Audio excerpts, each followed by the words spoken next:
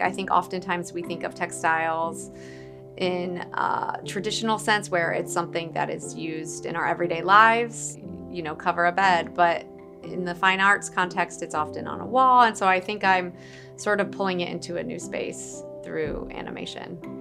My name is Kate Nartker. I'm an assistant professor of textile design at the Wilson College of Textiles here at NC State. My process in creating these animations first involves shooting footage, which I've been doing with just my iPhone for this project. I then take the video files and render out a series of sequential JPEGs that I arrange into a grid in Photoshop. And then I build weave structures and apply weave structures to this gridded image. And then I weave it on an industrial jacquard loom. And then once I get the fabric back, I scan the fabric into digital format and then animate those woven frames one by one to create an animation.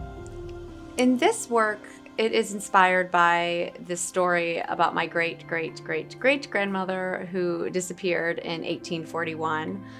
The story is that she left her house in Northwest Ohio to gather hickory nuts, and then she never returned. So there are interviews and crime maps and genealogical records with a few facts, but for the most part, it has been this jumping off point for me to create a fictional story.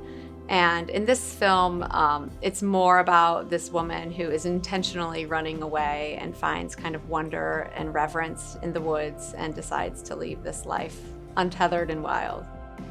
The mystery really appealed to me, and there's also this centuries-old tradition of using textiles to pass on family stories. So in a lot of my work, I'll try to use the loom almost as a camera, where I'll think about editing techniques like bringing a picture into focus, and I'll think about how I can do that through physical material, or how can I make an image blurry through material or through woven structures.